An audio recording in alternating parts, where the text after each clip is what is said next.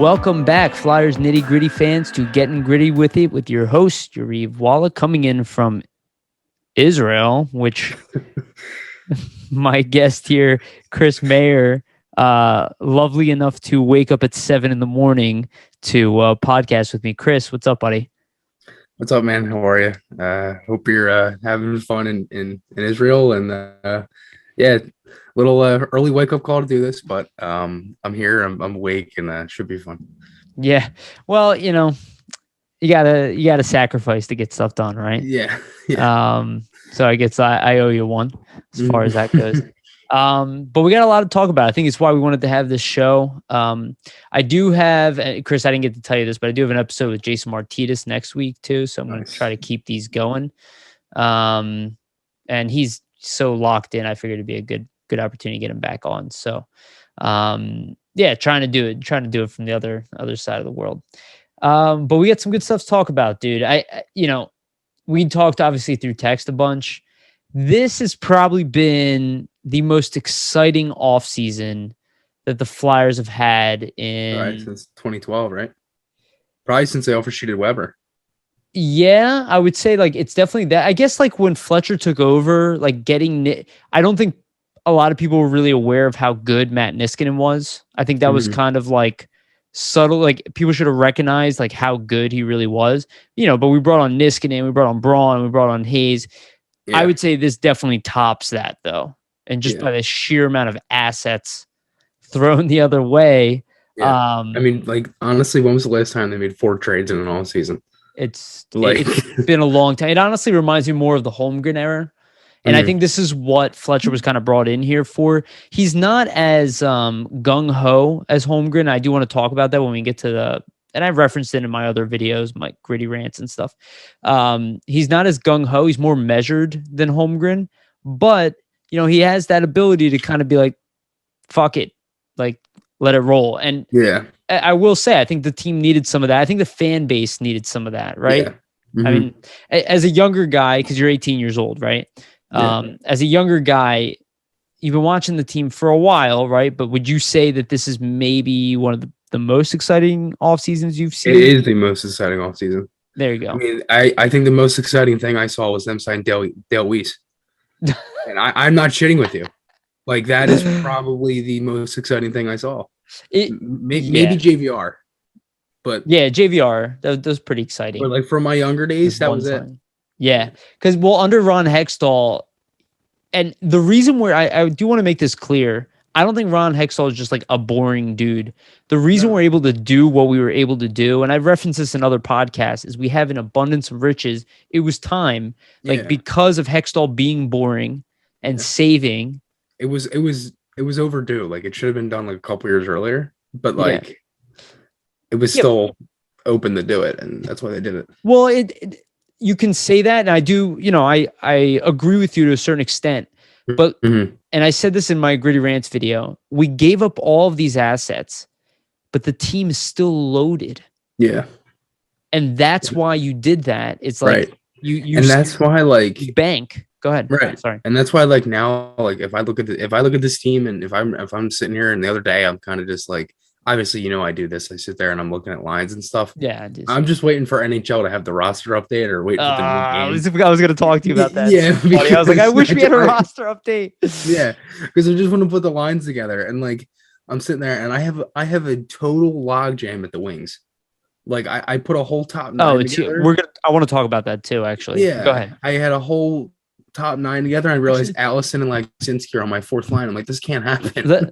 Let's actually, you know what? We're going to start off with Moran, but let's start on this and then we'll get into all the recent, you know what? Let's do it at the end actually, because it'll be a nice summation. We'll do some line talks because for those who are not aware, and I don't know, Chris, are you aware of this armchair GM on Cap Friendly? Yes and no. I know of it. Okay. Well, it's something, if you guys aren't aware, there's a tool on Cap Friendly that allows you to manage create lines the same way you would within NHL. So I have my lines I was playing around with them as well.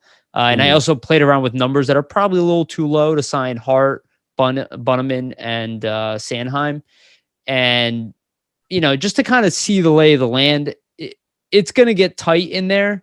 All right. I'm getting ahead of myself. I do want to get into that. Let's talk about Let's talk about the trades and the signings first, and then we'll end on that. We'll end on roster talk because I think you and I will get super into that. Yeah. All right. Before we get started, let me just give a shout out to our sponsor, Jim's Steaks on South. I'm not in Philly, so I don't get to enjoy them right now. And you're never going to find a cheesesteak really in Israel because it's not kosher, unless you're like in Tel Aviv or something.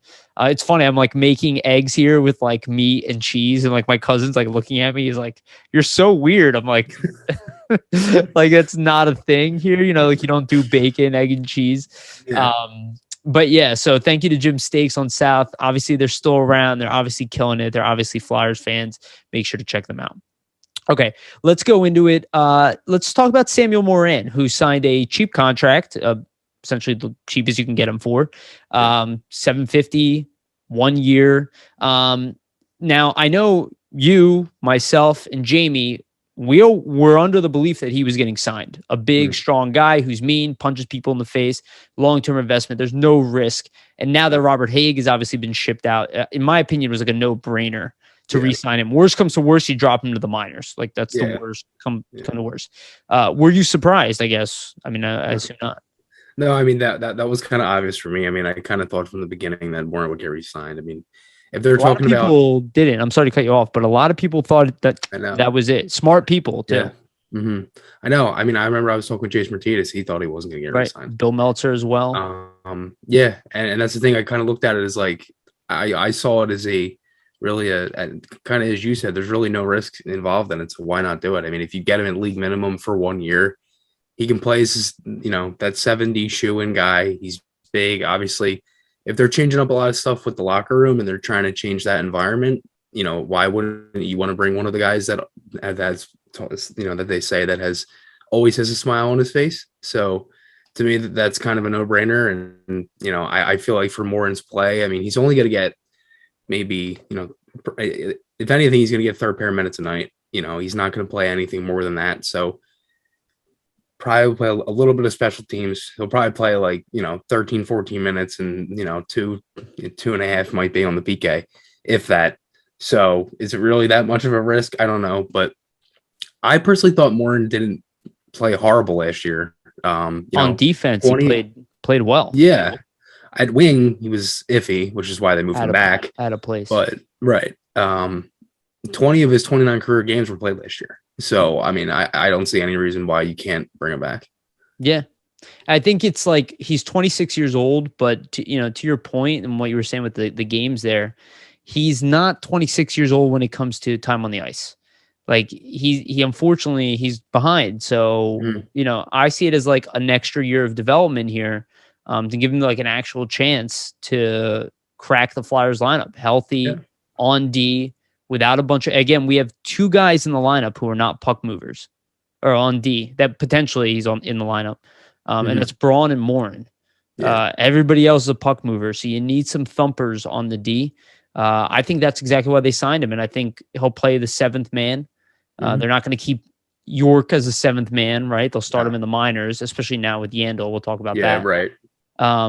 But I like it. And I liked what you said there too about the attitude. Like we all are excited about Atkinson. We're talking about else, but like Moran is as positive as you get. He's a team player. He's on the ice. He's as mean as anybody in the NHL. It's like kind of what we need. And come playoff time, that might be a guy, that might actually surprise people on his effectiveness. I'm looking for him and Ristolainen in the playoffs then. To just beat the living shit out of somebody. Exactly. He's got that. That's my point. He's got the same nastiness that Ristolainen has, right? So why not invest in it? Especially like worst comes to worst, he ends up with the Phantoms, right? Or he gets taken in waivers, which is potentially could happen. And good luck to him. And that means another team wants to give him a shot. So it's like, again, if you take somebody in waivers, you're guaranteeing that he's playing in the NHL. You can't take him and just dump him in the minors. Otherwise, you can't keep him. All right. Anything else you want to say about Moran? Yeah. I mean, I think it's perfect for the Flyers, and again, I think it's $750K. It's just a no-brainer. Yeah. There's like no. Yeah. There's no risk. Yeah. And he's mammoth. He's 6'7" to 6'8". He can, when he's healthy, he can skate really well in a straight line. He's got a big, heavy shot. He's Like we don't have a legitimate shooter. No, not shooter. I'm sorry. Like not tough guy, but like a fighter, but he's a pretty good fighter. Yeah. He's the guy who we can put out there. Maybe one night we carry 7 defensemen and he's the guy who comes out. And again, I mean, that happened last year a handful of times. Exactly. I don't think they're necessarily going to use him as a fighter role, but he can do it. And we don't have a ton of guys on the team who can do it. And I don't think we're bringing in a forward to do it necessarily. Though I'd argue maybe Nate Thompson. All right, let's move forward. Let's talk about the biggest deal that's been done in the offseason. I would say it's the biggest deal, though arguably moving out Jake Voracek is pretty huge. But Ryan Ellis comes over in a trade that sends over Phil Myers and Nolan Patrick. Nolan Patrick then gets flipped again to Vegas, who's doing all kinds of crazy things in general. And I think Nashville, for a team that was kind of retooling a little bit, same way we are. I think they got exactly what they needed. They'll probably develop Myers into a player that we're going to go, God damn it, why did we trade him? I do think Cody Glass will probably end up in their lineup and probably do well at the NHL level. So I think it's a good trade for them. I do expect Patrick to rebound, especially with the guy who used to coach him. And then Ryan Ellis comes here to put together the best top pairing that we have had, definitely since the Pronger era, but I would say at least Timonen, Coburn, that was probably the best pairing we had here. And that was probably a little predates you a little bit, but I think you saw some of that. But when we had Pronger, Timonen, Coburn, and Matt Carl, that was like the most full our defense ever felt. And I sincerely, even after all the moves, this is probably not equal to that because we don't have a Chris Pronger, but I do put Ryan Ellis on Kimmo Timonen's side. So as somebody who hasn't seen that era, do you feel that from what is potentially Provorov and Ellis as the top pairing? Yeah. I mean, I personally do. I kind of look at it as it just reminds me again of Provorov Niskanen, which is, I think is a fair comparison.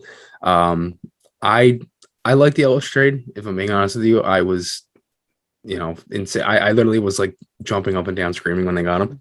Yeah. Because I was like, holy shit. You haven't been through this stuff before. No, I was like, holy shit, they just got Ryan Ellis. But to my defense, which kind of gets to my point again, is that I didn't necessarily like what they gave up at the time.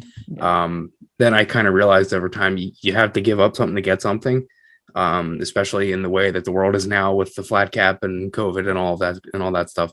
I mean, you look, just don't mean to cut you off, but you look at all of the trades, we overpaid on everything. Based on the past. I mean, because I guess relative to today, it's different, but right. And now if you look at it, they essentially gave up Ghost, Hag, a first, 2 seconds, and a 7th for Ristolainen.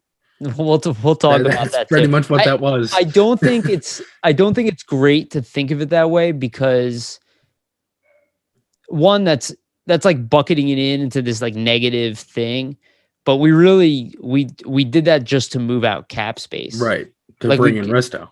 I think we would have done it even if Ristolainen wasn't coming here. Yeah, I know. I'm just saying. What That's my whole point. But I do understand why it's bucketed into one trade. Yeah. And then you think about how much you actually moved. It's like right.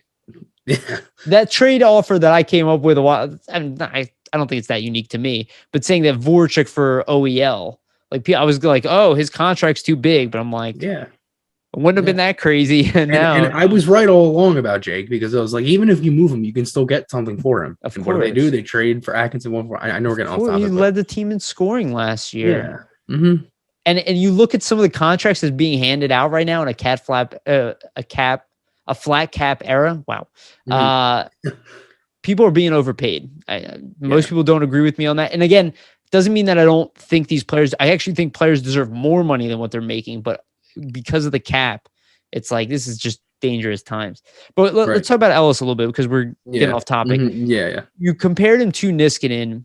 I think defensively, yes, but I think offensively, he's better than Niskanen. Yeah. So do you like, there is a chance that he actually ends up taking Provorov's spot on the top power play as well. Mm-hmm.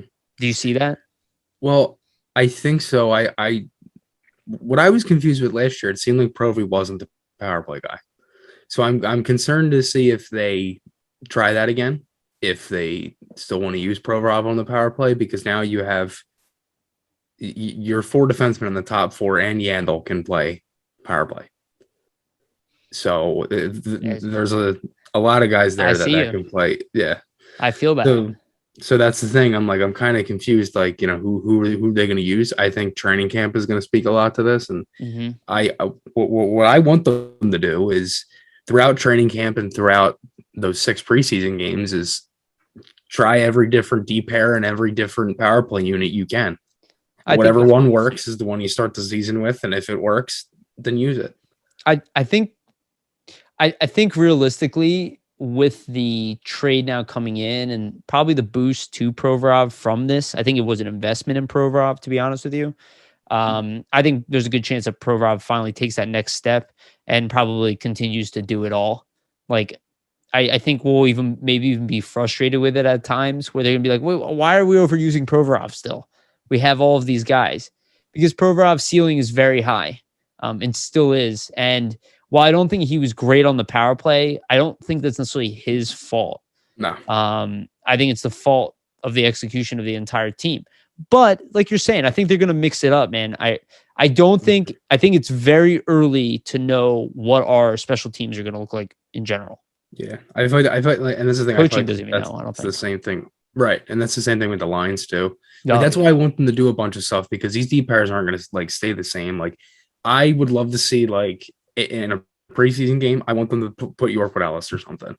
You know what I mean? Like one of those later games. I think we'll see that, dude. Well, York, I thought would start in the NHL, but with the amount of competition now, I don't see it happening. And I think they did that on purpose, unless like Keith Yandel is like not a player, which I don't believe.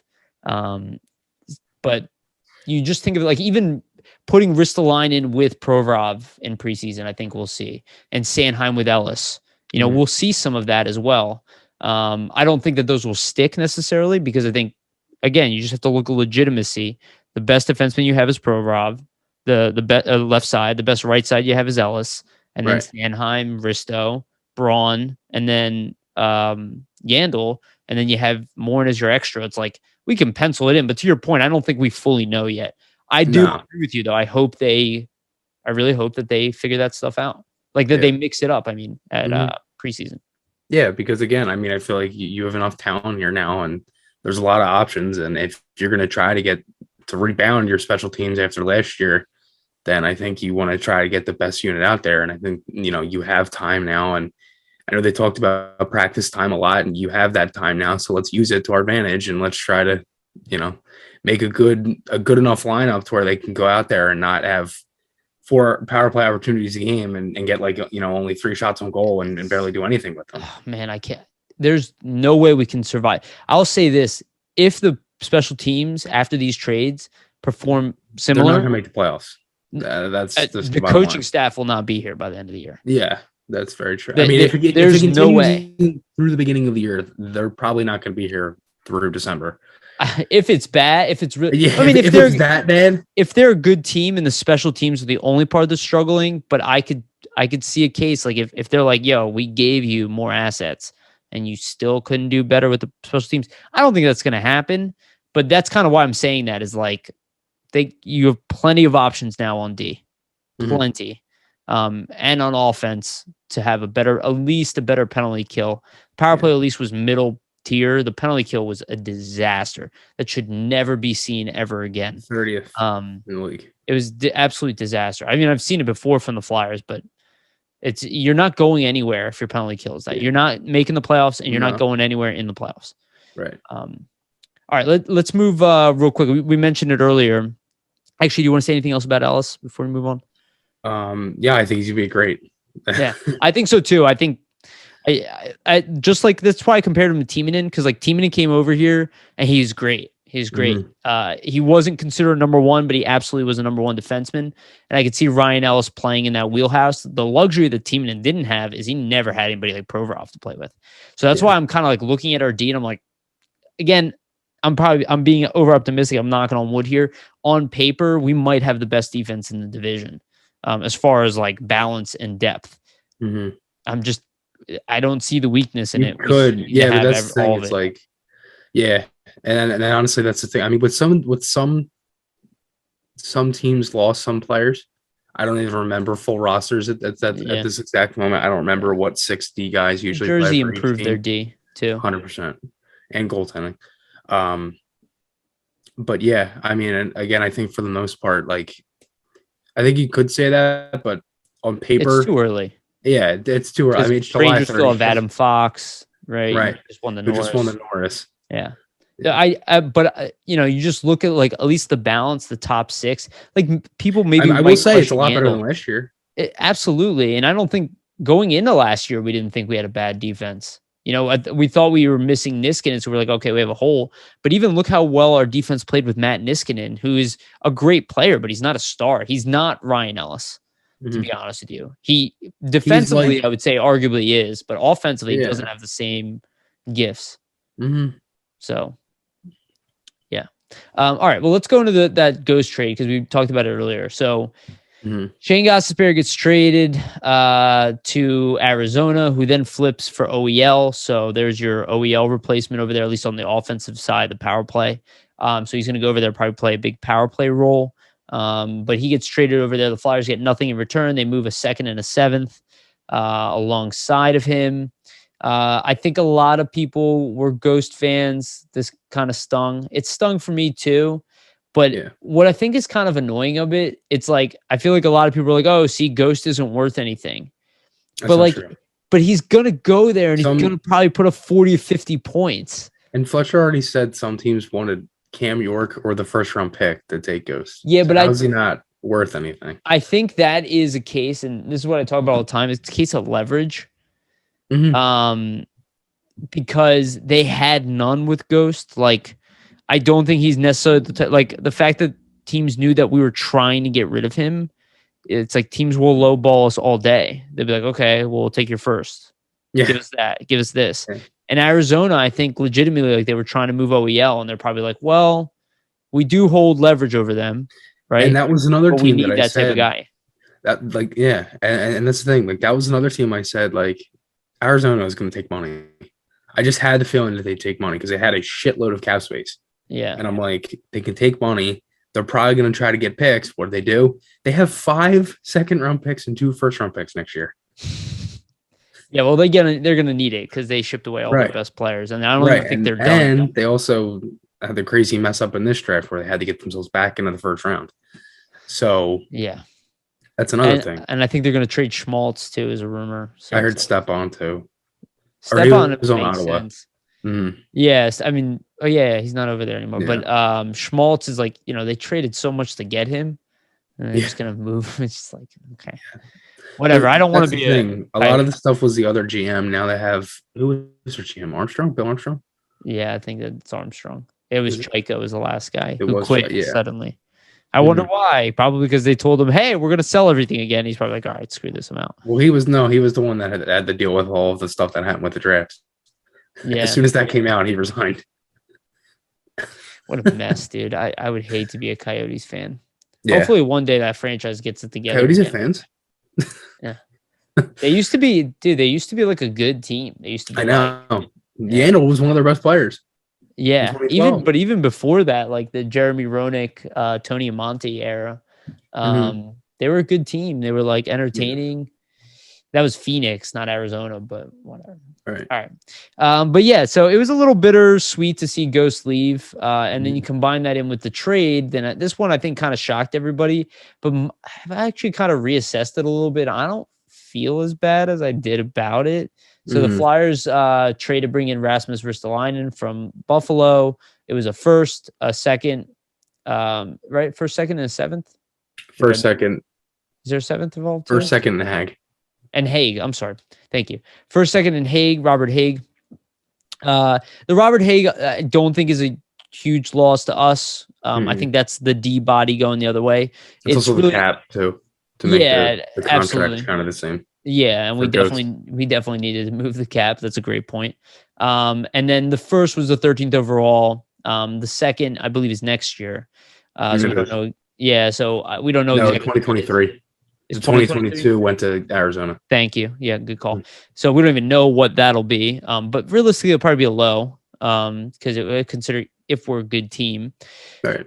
But and one thing I will say too, that now that I thought about it, I didn't mean to cut you off. no, go ahead.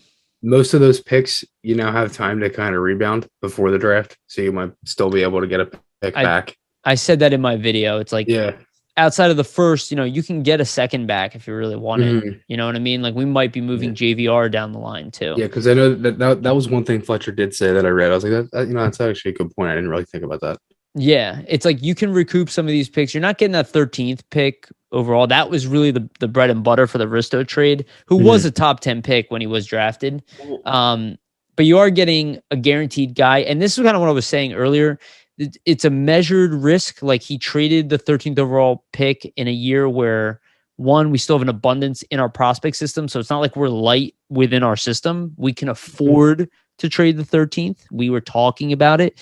And it's also a weaker draft. So while we could have obviously still got a good player, this is the time to do it. And, quite frankly, like I think Ristolainen's reputation is what made people more shocked about the trade than anything. But I like it. I mean, to be honest with you, I like what Ristolainen brings. Me, I'm not a big guy on comparing analytics from the worst team over the past 10 years to what he can do here on the Flyers in a number 4. For me, I'm just like, I'm not seeing the comparison. Right. And that's kind of why I look at, like, everybody wants to look at Jones. I'm like, he's on the Blue Jackets. He arguably plays the hardest minutes on that team. Yes, and he just got $9.5 million.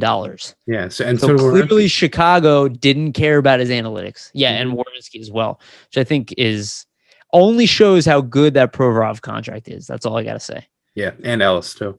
Yeah, which is why he costs so much. Like Risto, I like Risto for his game. I'm not going to sit here. I mean, he's another guy. I spoke with Bill Meltzer, and I 100% agree with him. He literally said that Ristolainen was brought in. He was thrown to the Wolves in the NHL right out of the gate to 19 years old. Problems. Which doesn't happen. They did it to Dahlin, who's a franchise caliber defenseman. Right, and look at where he is. Not that he's a bad player. It's just he's struggling mightily because he has absolutely no one in Buffalo. Taylor Hall has like 4 goals with them all season, goes to Boston. His numbers go up. It's like Skinner, game in the toilet. Like, should we go down the list? Ryan O'Reilly was considered like an issue. They got peanuts for him. Then he goes and wins an MVP. It's like, this is why when a team plays well, everybody's numbers go up. And this is what I was saying about Provorov. Like, you might see like a year where all of a sudden people are like, oh, Provorov for the Norris. Because it's the first time he actually has support. Ristolainen thrown to the Wolves, all of a sudden now in a number 4 role, people are like, oh, he brings the hitting, he can move the puck, blah, blah, blah. Like, you could trade him again for a 13th overall pick, probably by the end.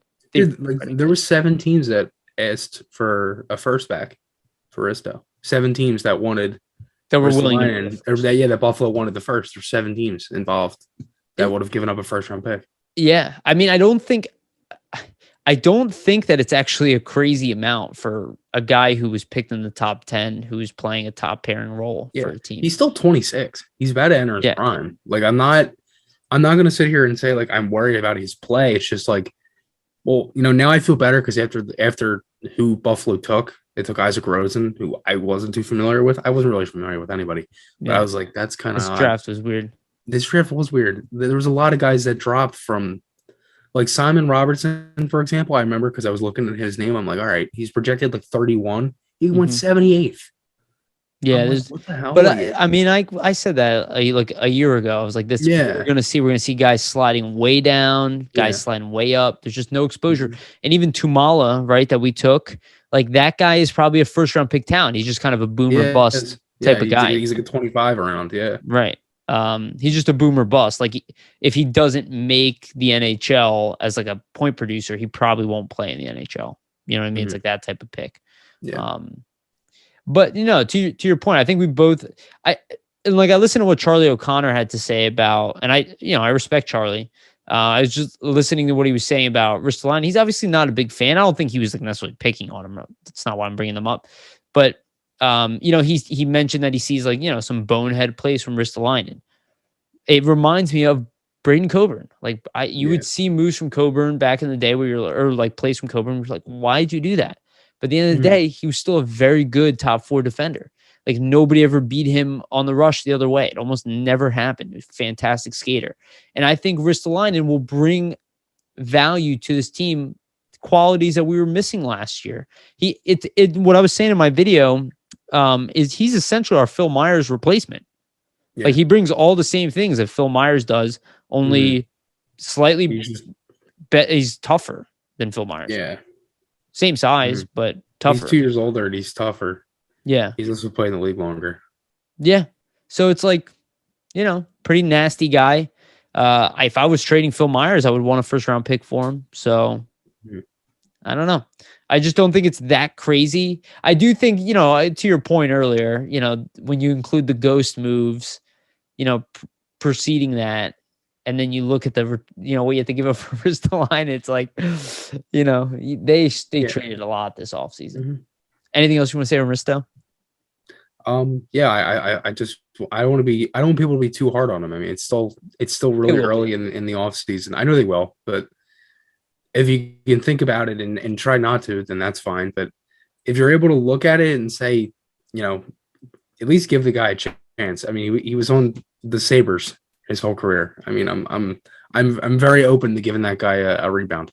Absolutely. And to your point there, I think maybe with the expectations being so low, and we'll go this with Martin Jones too. I think with the expectations of it being so low, maybe people it's probably going to shock people. Well, maybe because they won't expect much from him, though they paid a lot to get him. Jones, I think, probably has more leeway. With the that maybe because they don't expect too much from him, they'll be pleasantly surprised when he does add value to the level that we need him to add value. All right, let's move on to the next one. I think this is a trade that is near and dear to your heart, and was tough one for you to swallow. But I think this was I've gone through these type of things before where I've watched my favorite players get traded, being younger. It always stings. But as long as the asset coming the other way is good, it very rarely stings for a long time. So in this case, Jake Voracek gets sent to Columbus Blue Jackets for Cam Atkinson. Two very different type of players, but at least Cam Atkinson was a high-end player. I don't want to say struggled offensively. His numbers are tapered down a little bit, but so have Voracek's. Even though he led our team in points last year. But again, two very different types of players. You're talking about a big, strong, right-wing, puck-carrying player in Voracek that's primarily a playmaker more than a goal scorer, in replacement for what is pretty similar to Travis Konechny, only maybe more of a shooter type and a little bit better on D. Obviously much more mature, but a smaller forward who's just good at finishing, scrappy, defensively responsible, and a heart and soul type of guy, which I would say Jake Voracek is as well. He just doesn't get along with the fan base here, and I think Cam Atkinson will do a much better job getting along with the fan base, so it'll help them, but I don't think that really matters on the ice. No. Maybe just PR wise, but give your thoughts. Actually, I want to hear your thoughts on the trade. Even though I mean, listen, I understand why Jake had to go. For the longest time, I mean, after expansion, I didn't think he was going to get moved. I thought it was going to be JVR. If I'm being honest with you, I thought if they were going to do when I saw that Atkinson was getting moved, hearing that the Flyers were looking for Atkinson, I said this might be JVR because it's kind of goal scorer for goal scorer kind of thing. Like the cap's very similar. It's 5.8 to 7. I'm like, okay. And then I'm like, well, Jake could go back to Columbus. And so I'm like, fuck.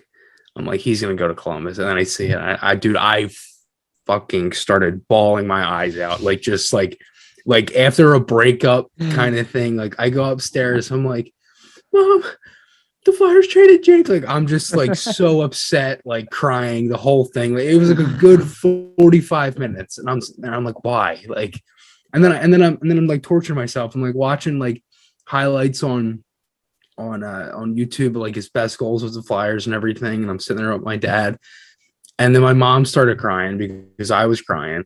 And like, it was just a mess. But like on the hockey side of it, I understand it.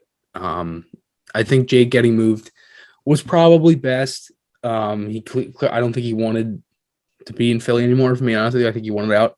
Uh, for Atkinson, he's a guy that literally was signing autographs at Nationwide Arena the night before, the night one of the draft, and then he gets traded the next day. So that was kind of nuts for him, I'm sure. But listen, I like Atkinson. I think he's a good player. Come in here, play top 6, top 9, whatever.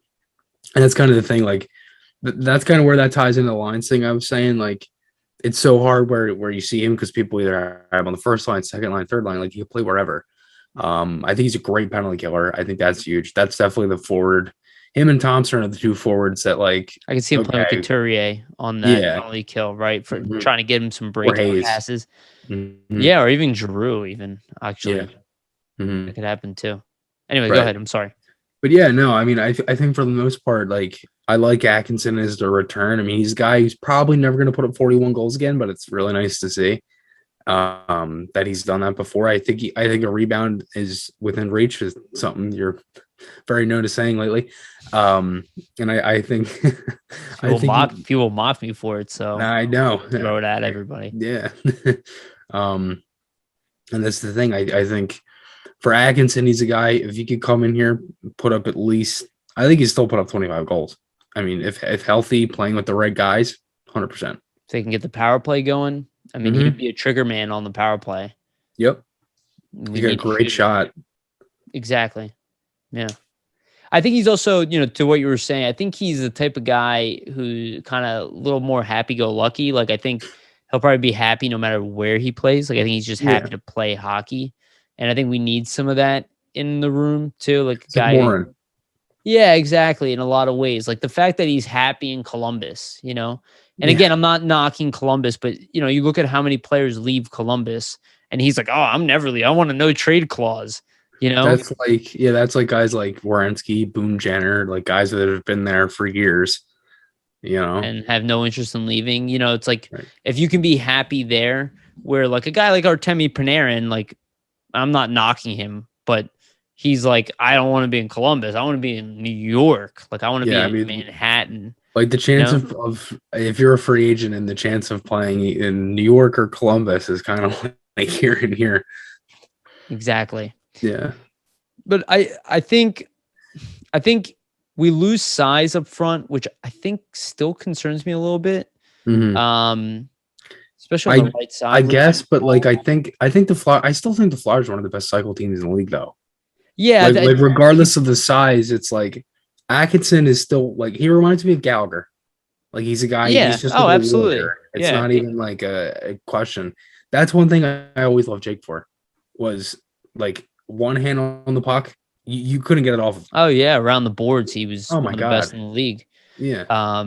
Yeah, he'll be missed. I don't think people realize how good Jake Voracek is. Like, I keep hearing he's a turnover machine. And it's quite frankly it's a load of bullshit. Especially because if you want to talk about numbers, if you look at his actual numbers, he's not a turnover machine. So it's just at times everybody has a turnover. I'm not going to sit here and if you're the puck mover, and your goal is to drive the puck up the ice, you're going to turn the puck over more than other players on your team. That is his role. You're not going to see Cam Atkinson taking the puck outside of his own zone most of the time. He's going to be shuffling. Why do you think Hayes does that all the time? You know what I mean? Like, he's the guy, he holds onto the puck for like 7 years before he moves it. But that's his role too. Right. Like, that's what centermen do a lot of time. And Jake Voracek definitely did that. Now, I will say it's interesting to have more, this is the closest thing we have to like a veteran goal scorer in a while. But I don't know if we're going to hit him. If he can come here and score 30 goals next year, I'd say it's definitely a win. But I do think Jake Voracek will probably have a very good season playing with Patrick Laine. Like, that's probably exactly what they need, which is probably why they were willing to take on the cap that Jake had, because they're like, we need an elite. Guys don't want to play here too. Right. And I was talking to some people that were like, well, I don't think he's going to play first line. I'm like, what? I'm like, that is literally the playmaker to play with Laine. What are you not seeing here? It's because people look down on Voracek. But again, he was our top point producer last year. He led the team in points. I know he got paid $1 million more than he's supposed to per year. But when he signed the contract, he was an Art Ross trophy candidate. This is a guy who's been one of the best right wingers. The only reason he didn't win how long? The Art Ross that year was because Jamie Benn put up 10 points in 3 games. I think he had 8 points in a game or something like that. Was it? It was something like that. Yeah, he had in the final like 3 or 4 games, he had like 2 hat tricks. Yeah, he went on an absolute tear. I was like, you gotta be kidding me. Like, yeah. So, well, goodbye, Jake Voracek. The only thing I would say about Voracek, and I on Twitter. Yeah, I'm not blocked. He blocked me. I never even said anything to him. He blocked me. The only thing I will say is it's tough to watch him go, but at the same time, I'm so tired of him and the fan base not getting along, where that's the one benefit I do see with Cam Atkinson's like, at least I don't have to hear any more of that. And obviously the cap saving was huge. Yeah.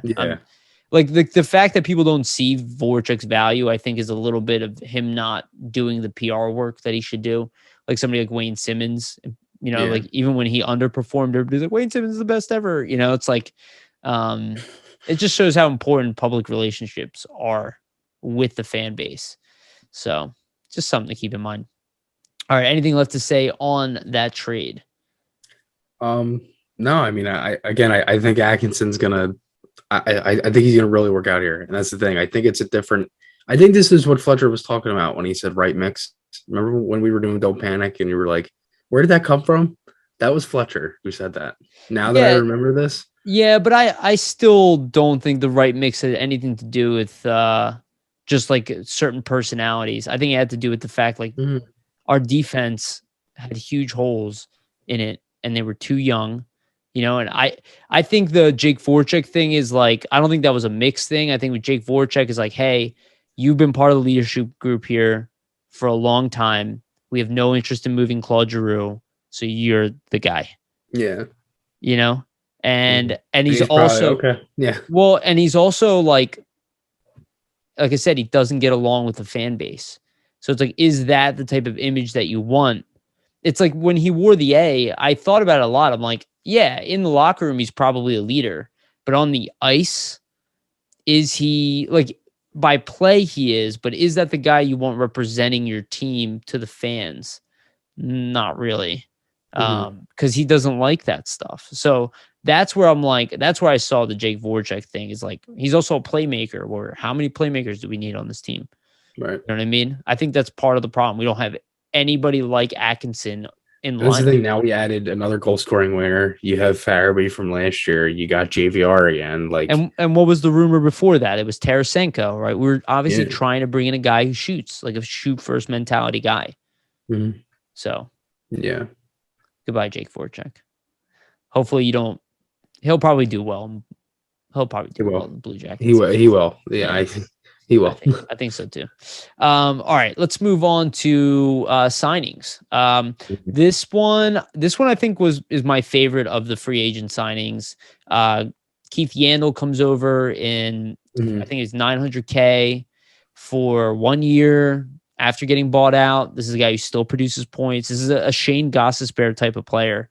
Only doesn't get injured. Iron Man streak. I think he's 43 games away from beating the Iron Man streak. 42 to tie, 43 to break. Yeah, so 43 to break. So that's awesome. He also was a former assistant captain. He's a guy who's been around for a while. He still can produce offensively and will probably play a power play role here to some degree. I really hope the Flyers don't ruin that. Iron Man streak? Yeah. I think they brought him in here to play. I think the reason he signed so little is because of the buyout. Otherwise, I don't think because he had a lot of interest around the league. I think he chose to sign for less here. He did. He said one of the biggest things that he looked at as a free agent was coming to Philly. It's like the number one team. That was on his list.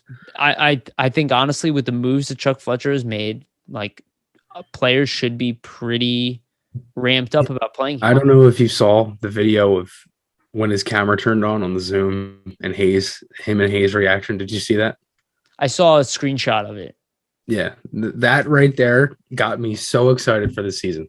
Like, I still cannot believe that I'm sitting here talking to you about Ryan Ellis versus the line and, all these guys. All of these guys that the Flyers just got. Like, this is like a vets because I've never seen this before. You know what I mean? And notice how they brought in veteran players. Yeah. veteran players. This is not a young man's game.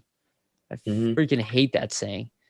But yeah, no, to your point, I think the relationship with Hayes is a big one. And obviously I think Atkinson, I think he has some relationship with them as well. I think they played together back in the day. I think the Keith Yandle signing is very good. I think it's a great insurance for Cam York. Hey, and if Cam York is really ready, which I think he kind of is, though I don't think Yandle is a pushover in any way. I mean, we'll bench Yandle, sorry. Right. You know what I mean? But I think that this was like insurance to be like, no, we're going to go out there with a veteran defense who can handle the playoffs. If somebody gets injured, Yandle slots up. You know what I mean? Like if Sanheim gets injured, you slot up Yandle. You know what I mean? And then you bring in York, and then you can do that as opposed to putting York in the top 4 immediately, which I don't think they necessarily want to do. Like day one or anything like that. They want him to play probably like 13, 14 minutes a night, in the NHL, or 25 minutes a night in the AHL. But I think Yandle just, again, the big shot, the confidence, the fact that he's friends with people on the team, I just think it's a home run, right? There's no downside. Right. And that's the thing. I mean, I think for 900,000, what really is there are risks to bring in. I mean, I think some people are maybe overreacting to it a little bit. I mean, I've seen some comments like on Facebook. Last night at a hockey game, and the one guy on my team was like, and during intermission, we started talking about the Flyers a little bit. And the one guy goes, if you looked at Facebook and you never watched hockey before, you would have thought the Flyers just signed Paul Coffey. And that's the thing, because it's paying for buck. Yeah, and that's the thing. Fine. I mean, like for 900,000, it's like, I like it. I think it's great. I don't know what Yandle would bring, maybe besides like special teams, and obviously it's kind of similar to like what I was saying earlier about Moran. Like he'll probably play like just third pair, 14 something minutes a night, and have 2, maybe 2.5, 3.5 minutes like power play, which is fine. But I think him with Braun would be perfect, because the offense kind of cancels out. He's much better than Gustafsson, and we paid $3 million to bring in Gustafsson. Exactly. So it's like you get a third pairing guy for 900,000 instead of last year. You get him for $3 million, and he was gone before the season even ended. And he didn't put up third pair. I mean, I guess defensively he's probably not a top 4 guy anymore, but his production is that of a top 4. So I think that's why it's exciting, is that you're getting production from a guy who's making less than $1 million a year, that you wouldn't have gotten that contract. He would have been making 2.5 at least if he didn't get bought out, because he got a good chunk of change. I think he was making 5+ prior to this. So, we're getting a guy at a huge discount, and a guy who, it's not like Gustafsson, who's had 1 year. This guy was a star player in the league for a good amount. All-star 3 times. Exactly. So it's like maybe 4 times. I think. Yeah. You remember we were talking about Ryan Suter, you and I was like, I want to get Ryan Suter here at cheap because they signed him over. Where like he got more money than Yandle. Yeah, much more. He got a nice contract actually, and plus the buyout, so he's freaking loaded. But Yandle, this is what I'm talking about. And this is what I was saying earlier. He went very risky and high cost in the trades, but then in the free agency, he went very, very frugal. And I think it's a great way to bet. Like, he didn't go out and sign a big monster free agent where everybody gets nervous about that contract. All the contracts are tenable. It was 3.7 for Jones, Yandle, Thompson. That's what I'm saying. He didn't even use $4 million. And this is what I was saying in the beginning, right? It's not Holmgren level aggression. It's like he did it measured, and then he pulled back, and he's like, okay, now I'm going to do the simple signings, right? I'm just going to do the stuff that I can afford. I'm not going to... He added everything the Flyers needed, which was... He did a great job. A backup goalie and a fourth-line center. I'll give it to the team, because I know Brent Flahr is a big part of these signings. They did a great job so far this offseason. I don't know about grades, because I think it matters how they produce in the end. But as far as just like seeing how they improve the team within a short span, I mean, on paper, it's fantastic. They brought in another coach. They did a bunch of trades. But you know what I mean? They brought in training staff. Like they were working hard. When the Flyers probably started struggling last year, they're like, okay, we need a legitimate plan. And this is probably something they were working years on. in the making. It seems like since Fletcher got here, he's talked about Ristolainen. The Ristolainen one was definitely, he even mentioned, I think the Atkinson trade was a quick one. I don't think that one surprised a long him. One. Yeah. I do think the Ryan Ellis trade is something, but we were talking about it a while ago. Remember when everybody was talking about Ekholm, and I was like, I wouldn't want Ekholm. I was like, I want Ryan Ellis. Yeah. I was like, I want your second best defender. I don't want your third. Mm-hmm. I want the second best guy on your team. Because that's what we needed, right? We need a true top pairing. I was at the Phantoms game where they had the scouts. Yeah. I was at that. That was a game I covered. That's awesome. Yeah. Exciting stuff. Yeah. Go Flyers, Nitty Gritty. All right, let's move on from Yandel. Let's move to Martin Jones. Mm-hmm. Actually, let's talk about Nate Thompson because I feel like it'll be quick, and then we'll go to Martin Jones. So, Nate Thompson comes back, sign him for $800K 1 year. I've been saying for a while the Flyers had to bring in a veteran center for the fourth line. I never really was convinced that we're going to bring a third line center because I didn't think we had the cap space, even though I think that would have been ideal. Yeah, I'm going to ask you this, though. You think they could have maybe brought in a guy that could have played both?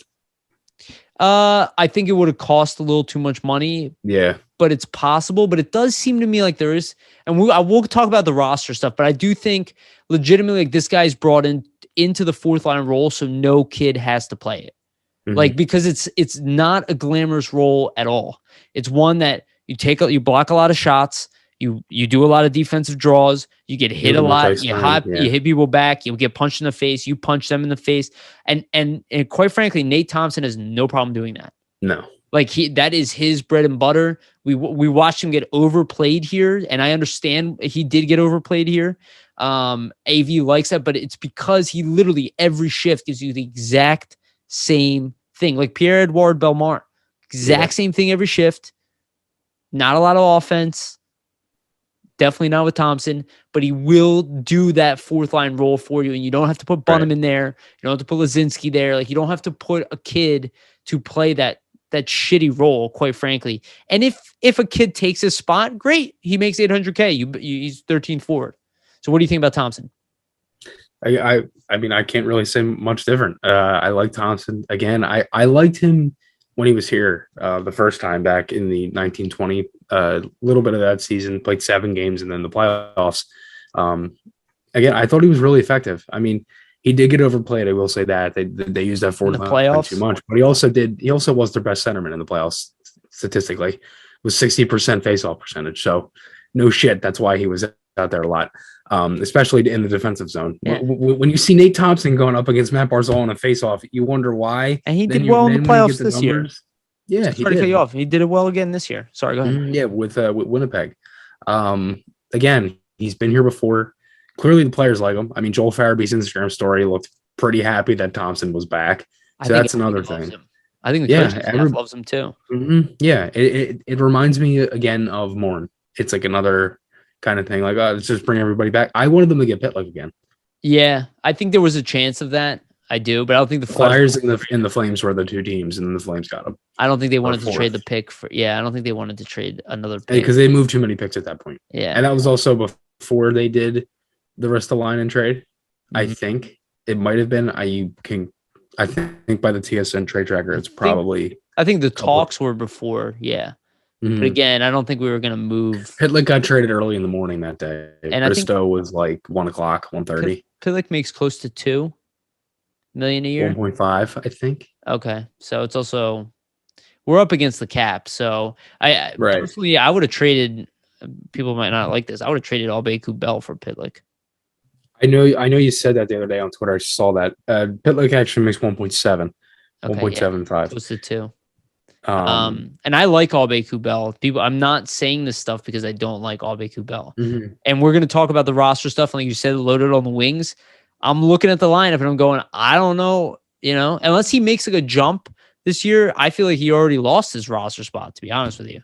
Yeah. So, I mean, again, I think it's early. I think you got to see how Cam goes. Absolutely. And he's young. See how Cam goes. Yeah, he's only 24. But people say they saw how good he could be on an effective roster. He's a good player. He's a young player. I still see his value. I expect to get a nice return for him. I want a second or a third round pick for him. I don't want like nothing for him. You know what I mean? I want a good asset for him. But I think maybe it's Allison has some injury concerns. But in my mind, I'm like, people are talking about a physical game. The guy's 5'11", you know? This isn't a guy who's going to like run around, punch people in the face. He's an agitator. He's like a Nick Cousins, you know? Again, also a good player. Like, I'm not against it. I like him, but I'm just looking, again, we'll go into the lineup. And that's why I'm saying, I'm like, well, maybe now is his highest value if we can get something for him before somebody else takes his roster spot and we lose him to free agency or something like that. But you're absolutely right. He could end up making a jump this year. He could make me eat my words, and he could be solid on there. He could have a great year, and I'm like, oh, thank God we didn't trade. Yeah, I mean, right? he could put up like 10 to 15 goals, and everybody would be like, oh my God. What? He's a former second round pick, and you're right. Not last year, but the previous year before that, he was great in the games that he played. Yeah, I mean, we saw him get power play time. Yeah, in the AHL, he was a two-way guy. Right, he wasn't one way either. All right, so let's move on to Martin Jones.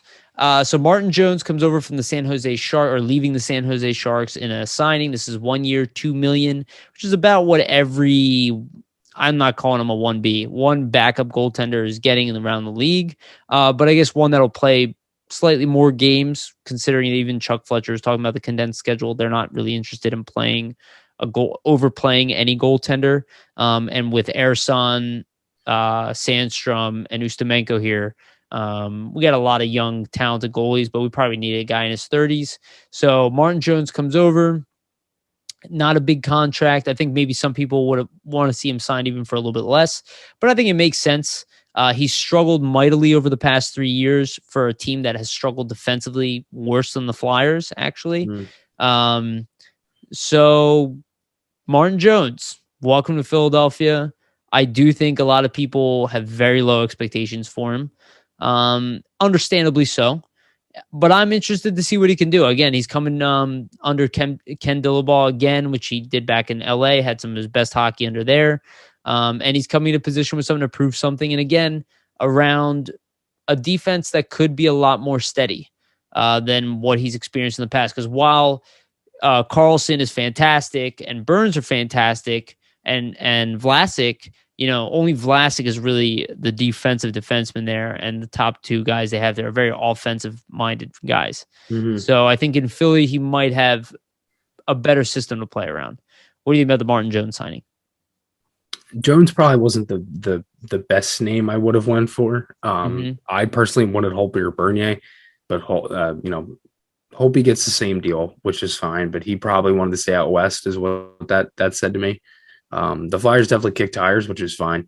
But in the end, he didn't end up coming here. As for Bernier, he goes to New Jersey and he got, 4.1, which was, 8.2 over 2 years. That's a lot of money for a backup goalie. But Bernier still has a lot of game left. So I understand that, but the Flyers end up getting Jones. Again, he's not the name I would have wanted, but I don't mind it. Again, I think if you look at it, from kind of what you were saying, he's been with Dillabaugh before. So that obviously was probably the biggest factor in him coming here.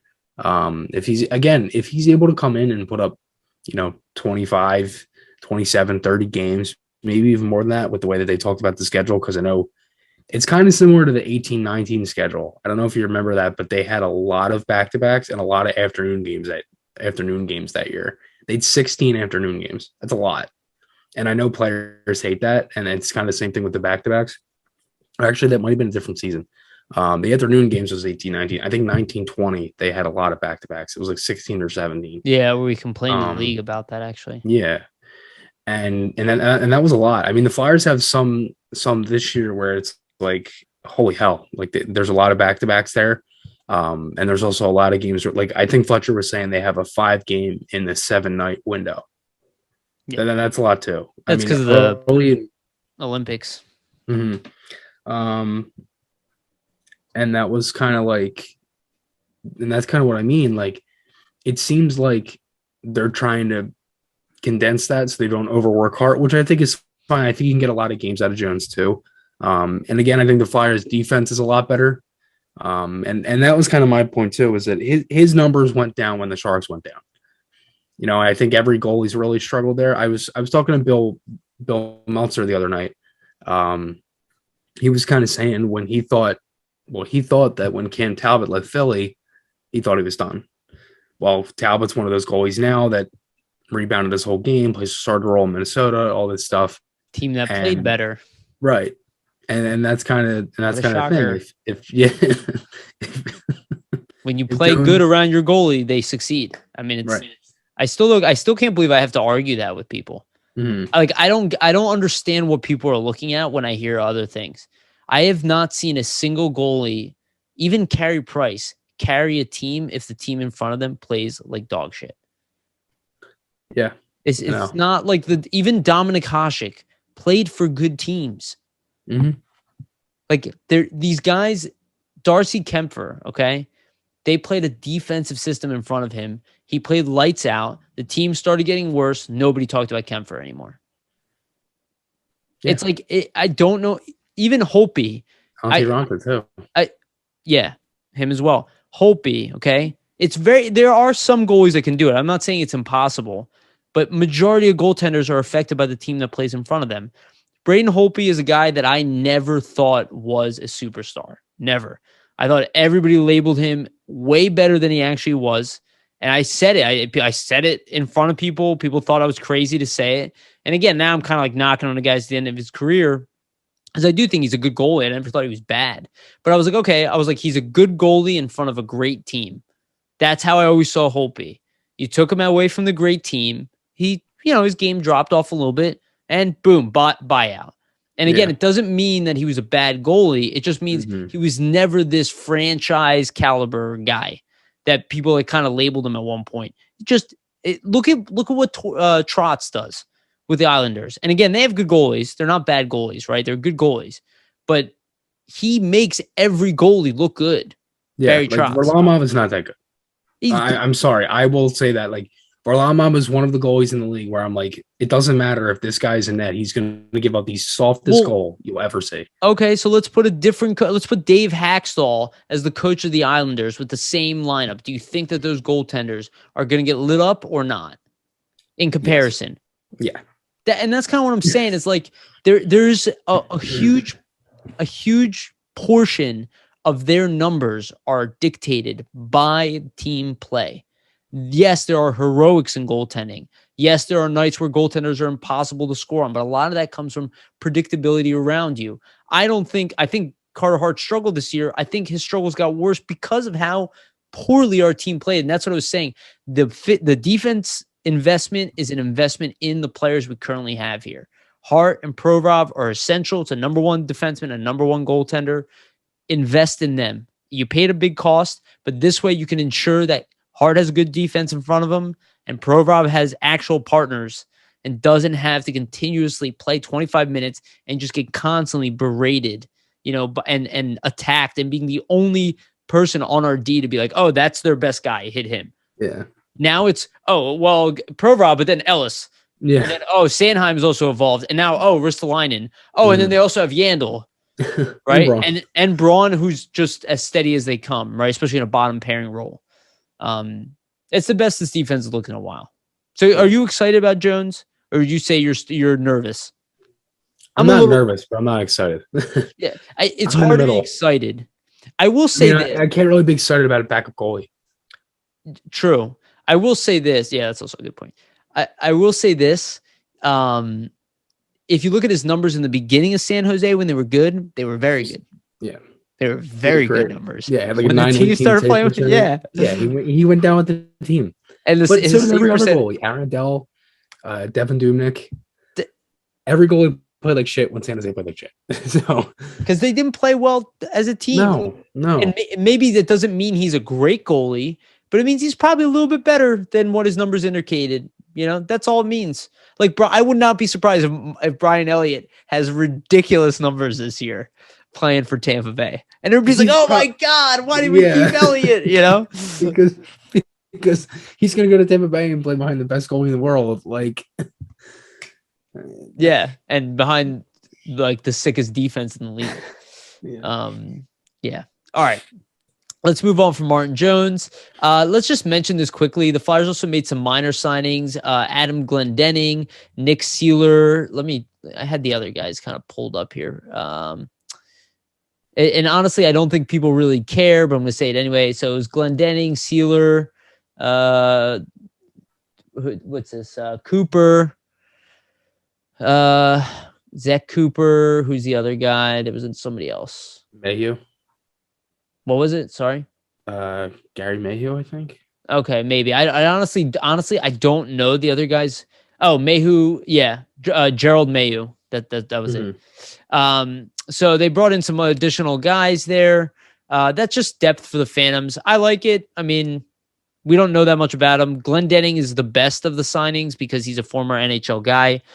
He's played a bunch of NHL games. I don't expect him to play many games. If he does, for the Flyers, if he does, then we have something wrong. But he is a right-handed defender, so it's a good signing. Wrong.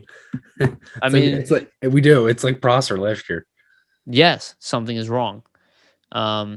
What'd you just send me, Chris? Something interesting? I just sent you the tweet of the 5 players. Oh, thank you. From the Flyers, if you needed to read it again. All two-way. But I do think that Glendening, I could see him sticking in camp later, but realistically, he's going to play the Prosser role. He's going to be like the leader of that D, and we don't have enough. To God, if he jumps the depth chart, he's not good. Who's he jumping? I don't know. I mean, he can't jump Cam York. Jump? Yeah, but I mean, look what happened when Cam York showed up. I know. Prosser went right back down. Cam York. So I mean, he has to jump York, Zamula, Moran, who's now playing defense, Yandel. Like, it's the likelihood of it happening. But again, if there will be injuries, there are always injuries. So I could see maybe him getting a couple games. But again, he was brought in to lead the defense on the Phantoms. So anything you want to say about that, though? I think it's pretty straightforward. Yeah, I mean, if those guys can come in and play their roles, and if they're able to come up here for injury or something, then that's fine. Okay. All right. Well, let's do the RFA talk, and then we'll talk about our lineup stuff. Maybe we'll list up what we're thinking, both. So, okay, we have Travis Sanheim, Carter Hart, and Connor Bunnaman. They all need contracts. They all have qualifying offers extended. We don't know what those are. Specifically, I do expect all 3 of them to sign. I could see Sanheim getting a couple year deal between 3.5 to 4 million a year. Carter Hart, I think they're trying to sign long term, and I can see him getting also probably. Man, the name is escaping me. What's the guy who just signed with Detroit? Helm? No, the goaltender. How the heck do you say? Oh, Nedeljkovic. Thank you. Oh my God, just complete brain fart on that one. So Nedeljkovic just got that nice contract. Again, this is a good young goaltender, right? Candidate for Calder Trophy. I could see the Flyers offering him something like that, maybe even more long term. The Flyers can really essentially go up to 4 million with each of them, and that's max. So it'll be interesting. I could see them maybe going shorter term, but I think Hart, they're going to try to lock up long term at a lower cost. And I think Sanheim as well. They're going to try to take advantage of the down year for both of them. Connor Bunnaman, I think, will get under $1 million. He could still get a 2-way contract, but I think there's a good chance it'll be a 1-way. And then he'll make consistently what he makes. Because I could see him playing for the Phantoms this year and not in the NHL, even though he could definitely prove me wrong. He made the NHL way earlier than anybody thought, and he did a pretty admirable job of it as well. So what do you think about the 3 RFAs left over? Yeah, I mean, I kind of agree with Bunnaman. There really isn't much not to disagree on there. Hart and Sanheim are tricky because I don't know the term. I don't know the money. Hart's hard because I don't know if he wants a smaller bridge deal or if he wants like a couple years. I don't think they're going to give him the big bucks now, especially after last year. No, I think they're going to give him. I said 4x4. That's what my guess was. I think that'd be great. Might be too high. No, I think that's pretty reasonable because 4 years. I mean, I would try to give him 4 or 5 if it's possible. If I'm the GM, to your point. Sorry, but continue. Yeah, I mean that's the thing. I mean, I think for Hart, it's like it's hard to arrange. Sanheim is different too because it's like he's another defenseman who plays top 4. He didn't necessarily have the best season, and like I think you could give him a raise probably a max at 4 million because he makes 3.2 now. If you give Sanheim maybe 3 years at 4, I think that's fine too. And maybe Hart 4 years at 4. I don't know. Like it's hard for me to want to like I could see Sanheim getting 3.75. Mm-hmm.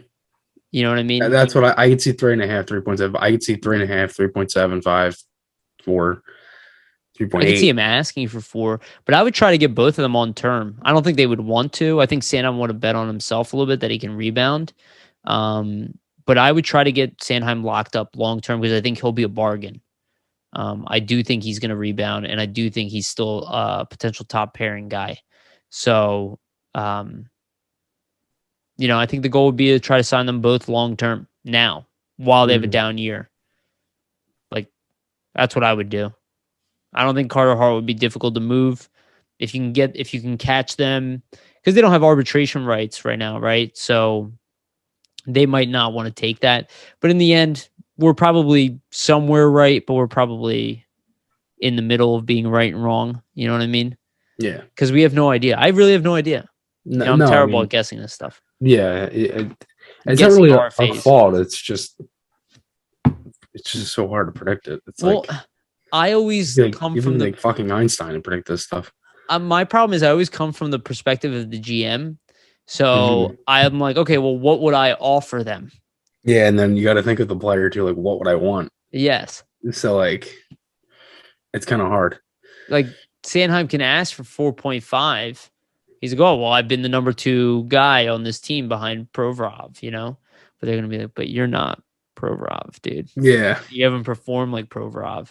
He never put up 17 goals in a season. You know what I mean? His offensive numbers have dropped. His even though I love him, but he hasn't proven on the ice. But then you see those contracts for Jones and Werenski, and you're like, they're just monster contracts for guys who, quite frankly, are not number 1 defensemen yet. Like, I think Jones will probably have that type of year now. They are number 1 defensemen, but are they Victor Hedman? You know what I'm saying? They haven't proven to be that yet. And I feel like they're already getting even Dougie Hamilton. I'm like, Dougie Hamilton to me is not like one of the best defensemen in the National Hockey League. Maybe I'm wrong, but that's not how I see him. So I'm like, now all of a sudden he's getting paid like monster contract. I'm like, and if it wasn't a flat cap, I would be like, okay, yeah, that makes sense. Because as the cap goes up, eventually, $9 million will be what that type of guy garners. But if they're really right, which I think they could be wrong, and that the cap will stay flat for 2-3 years, it's like that's going to be a really hard cap hit to manage. It's like, how are these guys getting paid more and more money if the cap is not going up? So that's where I kind of see it, where I'm like, I don't know. There are other defensemen. Like, I never thought Erik Karlsson was worth his contract. Mm-hmm. I understand why he got it. You win that many Norris trophies, you're going to get it. Adam Fox is going to get a probably $9.5 million contract too. Mm-hmm. Anyway. Okay. Well, let's end on this and let's end on the fun part. So let's talk about lines. Let's talk about lineups. Let's start. Goaltending is easy. Actually, let's start with goaltending because it's easy, but we have 5 goaltenders under contract right now. Do you see, and I guess the question there is, do you see Sandstrom as the number 3? Though I do think there's a chance that Ersan might jump him, personally, but or Ustimenko as well, not to take too much away from it, just an injury year, but, how do you see that stacking up as the goaltenders? I'd say probably Hart and Ustimenko would be my guess. Just because Ustimenko's third? Yeah. But I think that because of more of the AHL experience, but then again, you could probably say the same thing about Sandstrom. So I guess you got to see how the Phantoms work too. Yeah. Who's the starter down there? Because Lyon isn't coming back. I don't think so either. And that's the thing. I mean, who plays the starter role? Who plays that many games for the Phantoms? I mean, I don't know.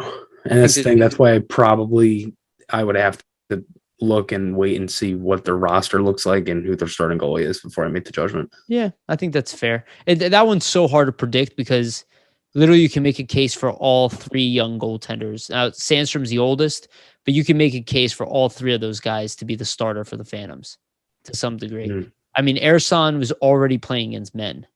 Like he wasn't coming, he was playing against men and he was killing it. Like Sandstrom was playing against men and he was doing like average. Like Ersan is probably the best of the three potential wise. And even their contracts say that. But Ustimenko killed it too. So like what you're saying to me, not crazy. If he comes back and picks up where he was, like I could see him being the starter. You know what I mean? Like I don't think that's crazy at all. Yeah. It's interesting. We don't have like any legit veteran goalies though. You know what I mean? Outside of Jones, that could change. Didn't they I think the Phantoms just signed somebody. Oh, maybe that was one of the 5 that they signed, and I missed. No, it was. I forget. It was an 8. No, the Phantoms signed him. It was an AHL. AHL only. Yeah, it was an AHL signing. But that might be an ECHL swing guy as well. Mm-hmm. Okay. Yeah, because usually we have one guy who's like older. That's not. Well, they had Zane McIntyre last year. Yeah. Is he still with the team though? I don't think so. I don't think so either. I mean, Sandstrom's 26. It's not like he's not a kid anymore. Mm-hmm. But yeah, it should be interesting. I wouldn't be surprised if Samuel Ersan impresses though. I mean, the kid's has a very impressive resume, so I could see him doing, turning some heads at camp. Yeah. And same with Ustimenko, and I think Sandstrom we already know had a good season last year, but the only reason we didn't see Ustimenko is because of injury. And if he picks up where he left off, I mean, he's good. He's good. We have 3 good young goaltenders behind Hart, Mm-hmm. So that's cool. Yeah, that's the thing. I mean, I think if you look at those guys, I'm trying to find this. I know they signed somebody. I can't remember who it was.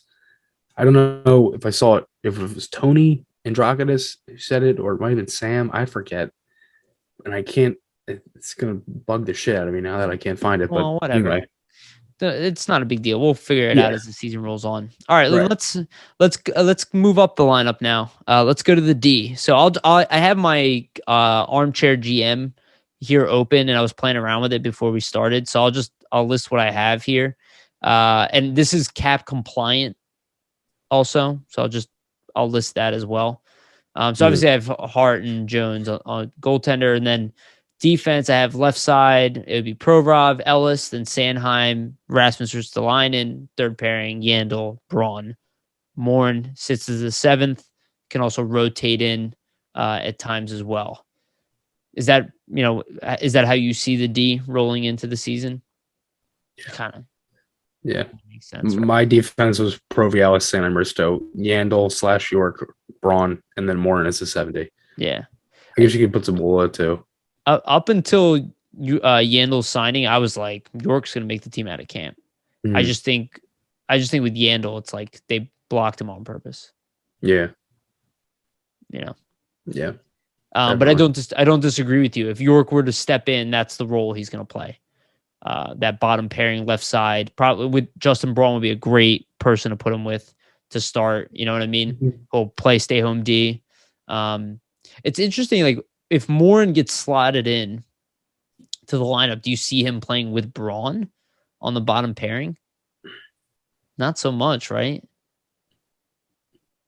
Yeah, I mean, where else would he play? He's not playing top 4. I also see a chance that it could be Sanheim, Braun, Ristolainen, Yandel. That was kind of what I was thinking too. I honestly thought it could have been. And there is no bottom pairing. You know what I mean? Or Ristolainen. The only reason I don't think that would happen is because Ristolainen's like, I guess, less consistent and new to the team. You know what I mean?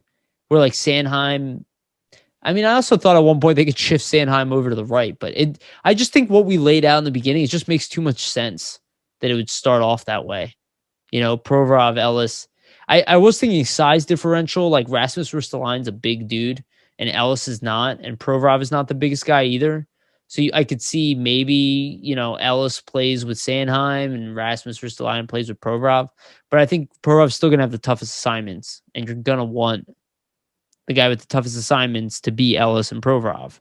Mm-hmm. So I'm like, I don't know. It's tough. But I think we'll see a little bit of it. In preseason, I think we'll see a little bit of everything. I do think we'll see York with Ristolainen and we'll see York with Ellis in preseason. Like I think you're on to something there because York's ultimate role and this is what hurts Travis Sanheim's case for a contract, is that eventually York might take Sanheim's spot. Like, right. It could happen. I don't think it's a rush, but maybe 2 years down the line. I mean, York is a legitimate top pairing prospect. So he's another Ryan Ellis type of guy. Mm-hmm. So it's like, I don't know. I think, right. yeah. So no questions there. It's crazy. There's like no questions on D all of a sudden. I know. It's for last year. It's like, oh well, our team's fine now. Yeah. Who's playing with? I don't understand. Niskanen's gone. Yeah. Everything's screwed. Yeah. All right, let's move forward. And this is probably the most, I guess, confusing, mind-boggling. And I said this as well a while ago, and you said it at the beginning of this podcast. It's like there's an abundance of wingers, and I'll just read you what I have here, though I don't think this is gonna be the lines. I was just playing around, and this is where I ended up with at the very end. I have Giroux, Couturier, Atkinson, his top line, JVR, Hayes, Farabee on the right side, Lindblom, Frost, Konechny, and then the fourth line, again, I don't think that this is likely, but Lawton, Lazinski, and Allison, or you can swap Lazinski with Thompson and Allison with Aube-Kubel, which I could definitely see happening as well, especially with the way the cap is. Yeah. Having said that, I could see Lawton playing third line center as well over Frost if Frost isn't ready. So it's like, I have no idea. I just put that together, but I'm interested to hear your ideas as well, because I'm probably open to them. I had Giroux, Couturier, Konechny, JVR, Hayes, Farabee, Lindblom, Lawton, Atkinson, and then I don't think this is likely either. I have Allison, Thompson, or Leksinski, and then Aube-Kubel or Leksinski. So I think Leksinski could play fourth line center or fourth line wing, if so be it. And then Allison at the left wing. Where'd you have Lawton? Third line center. Oh, okay. You had Lawton, so no Frost. I think Frost starts his season in the NHL. I think that's completely legitimate because he missed it an entire year. This entire year. Why would you? Yeah. Well, the only thing I was thinking is that he is super talented. He's played two organized hockey games in a year and a half. Yes, that's a great point. That's actually a great point, Chris. So maybe that's who starts off in the minors, right? And they rely more on Scott Lawton there, or maybe it's Lazinski, but he also got injured. Lazinski also missed a bunch of time, and it's like Allison's the only one out of those guys that kind of proved he could stay healthy towards the end of that season. Yeah. So, and he only plays the right side, right? So, I put him on the left because there's a fucking logjam at the right. Yeah. It's a problem. Yeah. I guess if you could shift Farabee over to the left, but then you're putting Lindblom on the fourth line.